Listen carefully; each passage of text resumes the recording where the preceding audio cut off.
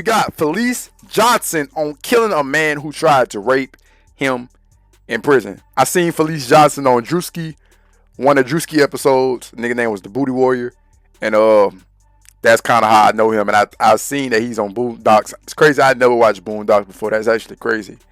Maybe I need to really sit down one day and really binge that. But we got Fleece Johnson on killing a man who tried to rape him in prison, man. But I think he raped him because why he turned out like that, I don't know. How do you get from being 16 and this guy is trying to take advantage of you behind bars, you have to fight him off, you're horrified by the idea of this guy raping you. How do you go from that to the point where you actually start taking advantage of other men or dipping your toe into that? I'm going to tell you. It started when I went to Eddyville. The cell they put me in, back then they had double cells. They ain't got it no more, but I'll tell you about that later. But What the hell? they put me in a cell with this big old black dude they call Big Doc. I'm talking about Big he was Doc. like 6'5", weighed about 285, solid, real dark. His nose was about the size of my fist. He had red eyes like a gorilla. And so I had a little pear knife at that time. And when they put me in the cell with him, he was walking around and he was wearing some shorts with a lot of holes in them. So every time he moved, his dick would pop out. The head of his dick would pop out through the hole.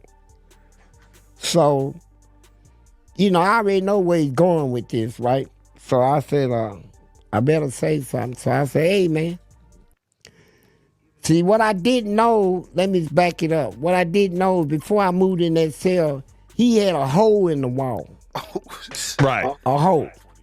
And what he did, it took a balloon thing and put baby powder in it, blowed it up to where it's about ready to bust, and stuck it up in that hole, then took a newspaper and put some cement shit on it. When it hardened, he taped it over and then painted it.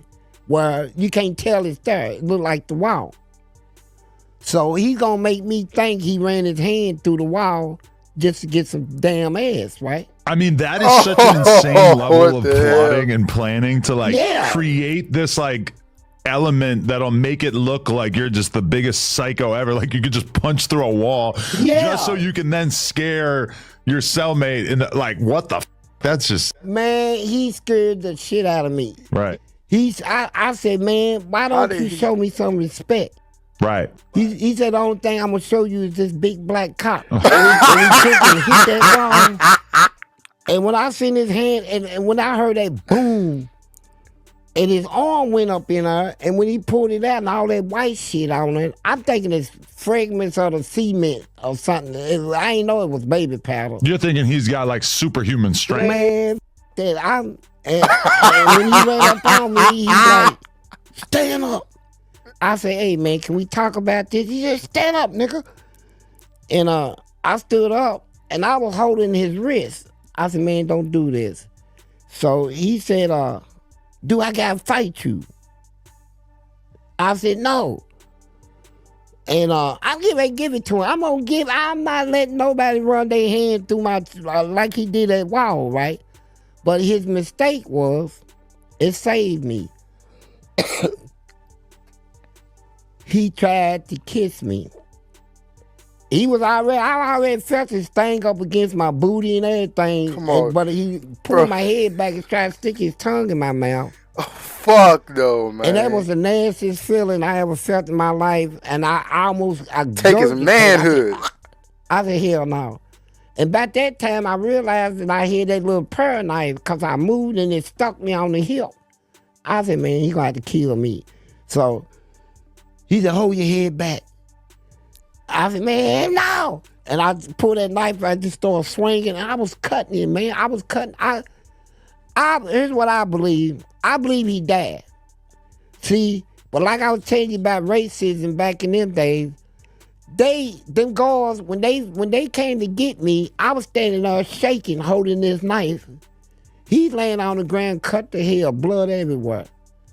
They pulled him out. Damn. They pulled him up out of there. They took me to the hole And I'm thinking I'm getting ready to get a lot of time.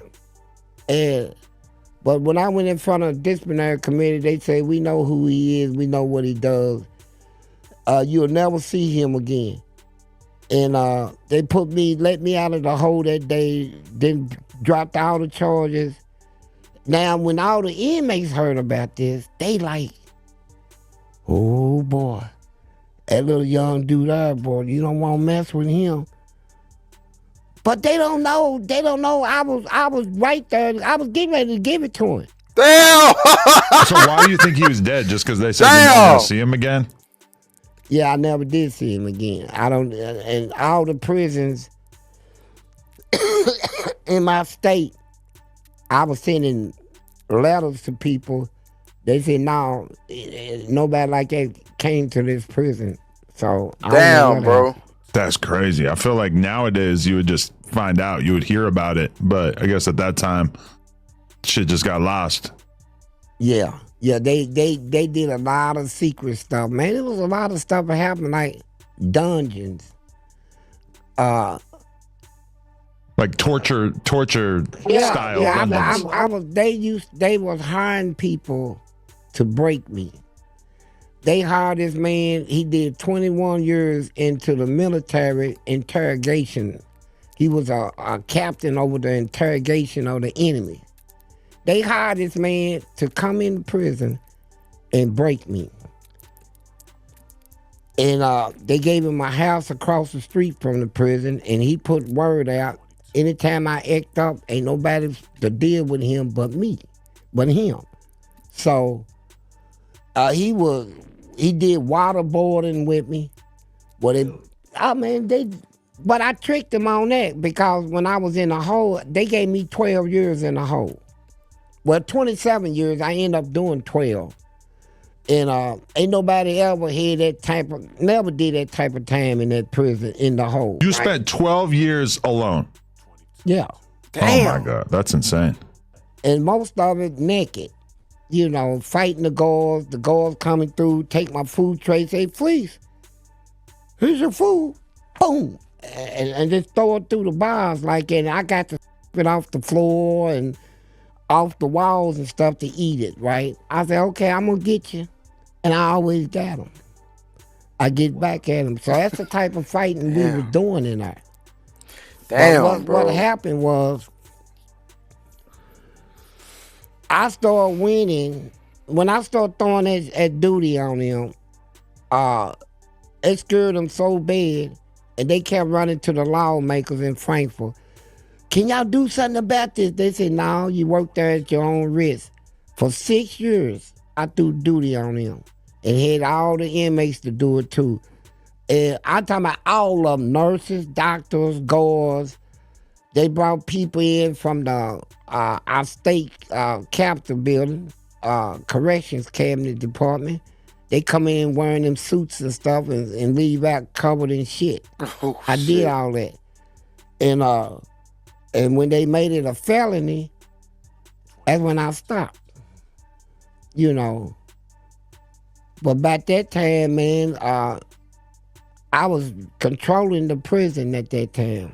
I mean, it really says a lot that you can take men who have literally nothing.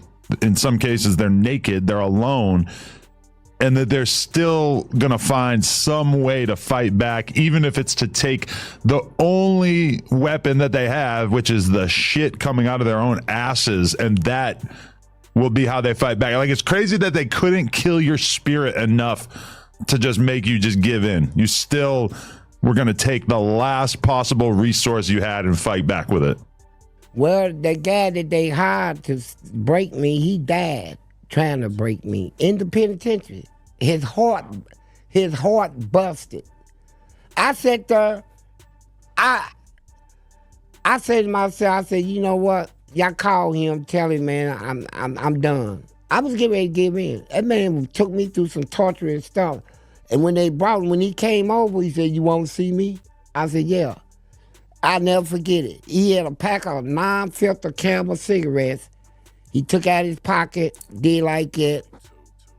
And when he lit it, his body he buckled. And he left and went on outside my door on the side of the wall. I said, oh, shit. Something is wrong with his heart. And when he came back around that corner, I said, I'm going to tell you something, man. If you don't leave me alone, I'm going to bust your heart. You'll die messing with me. And I spit in his place, and it was on. So we went through another big fight, and then 3 days later, they come through, said he died. He was dead. If you haven't checked out Damn. Everything 420 yet, you are That nigga definitely did voodoo on that missing out. boy? Some glass gear to infuse. Jeez. Damn, but we're gonna have to dig in a little bit more of this, man. That's crazy, man. Fleece Johnson on killing a man who tried to rape him in prison. Nigga, that's crazy.